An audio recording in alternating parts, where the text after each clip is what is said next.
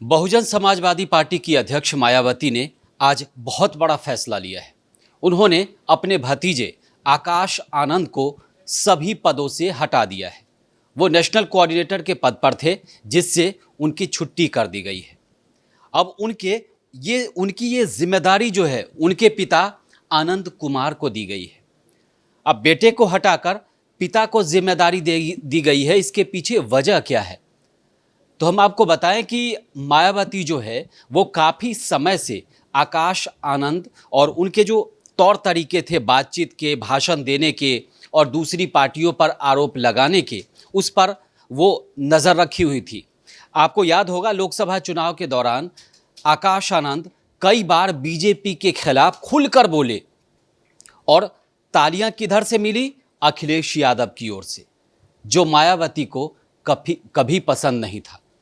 हालांकि चुनाव में कई बार दोनों पार्टियां साथ में रही, बीएसपी और समाजवादी पार्टी, लेकिन उसके बाद जो बुआ और बबुआ की जो जोड़ी अलग हुई, उसके बाद कभी एक साथ नहीं आए। और चुनाव से पहले भी कयास ये लगाए जा रहे थे कि अखिलेश यादव की पार्टी समाजवादी पार्टी और बहुजन समाजवादी पार्टी में गठबंधन होगा, लेकिन गठबंधन से काफ़ी दूरी बना ली गई लोकसभा चुनाव के दौरान, और नतीजा क्या हुआ सबको मालूम है। लेकिन इन सब के बीच मायावती ने बहुत बड़ा फैसला ले लिया है। उन्होंने अपने भतीजे आकाश आनंद को सभी पदों से हटा दिया है, मतलब उनकी सीधे तौर पर कहें तो छुट्टी कर दी गई है।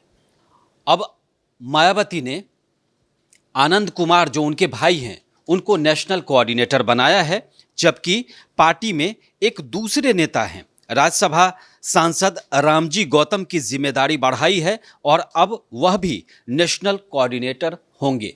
मतलब ये कि बीएसपी में अब दो नेशनल कोऑर्डिनेटर होंगे, एक मायावती के भाई और दूसरे जो राज्यसभा सांसद हैं रामजी गौतम, उनको ये जिम्मेदारी दी गई है।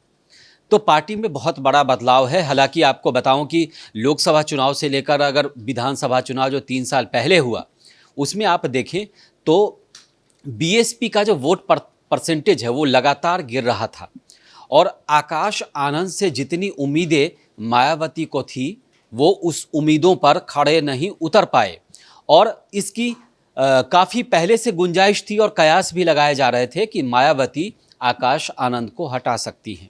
हालांकि लोकसभा चुनाव के दौरान भी उन्होंने फैसला लिया था और उनको कई चीज़ों से रोका भी गया था, और बीच बीच में मायावती डायरेक्टली हस्तक्षेप भी कर रही थी। और मायावती ने आज ये भी कहा कि जब तक जीवित रहूंगी पार्टी की जो कमांडर है, मतलब पार्टी की कमान उन्हीं के पास रहेगी, वो जिम्मेदारी और किसी को नहीं देने वाली। उन्होंने आज सीधे तौर पर बता दिया। लेकिन इन सब के बीच आखिर मायावती अब चाहती क्या है? समाजवादी पार्टी से उनका 36 का आंकड़ा चल रहा है। दूसरा ये कि बीएसपी के बहुत सारे जो सपोर्टर थे, वोटर थे, वो समाजवादी पार्टी और बीजेपी में शिफ्ट हुए हैं। तो मायावती की पार्टी बहुजन समाजवादी पार्टी एक बार ये कोशिश में है कि पार्टी का जो जनाधार जो खिसक गया है उसको फिर से बढ़ाया जाए। दूसरा उनकी कोशिश है कि नेतृत्व अगर बदला जाएगा, जैसे उन्होंने अपने भाई को जिम्मेदारी दी है, रामजी गौतम को जिम्मेदारी दी है, तो वो दोनों उनके नेतृत्व में पार्टी एक नई दिशा में चलने की कोशिश करेगी, क्योंकि बहुजन समाजवादी पार्टी को कुशल नेतृत्व की ज़रूरत है। और आपको बता दें कि इसके अलावा बहुजन समाजवादी पार्टी और भी कई चीज़ों से जूझ रही हैं। तो अगर कमज़ोर नेतृत्व रहेगा तो कार्यकर्ता स्वाभाविक तौर पे दूसरी पार्टियों में जाएंगे, दूसरी पार्टियों में शिफ्ट होंगे, शामिल होंगे।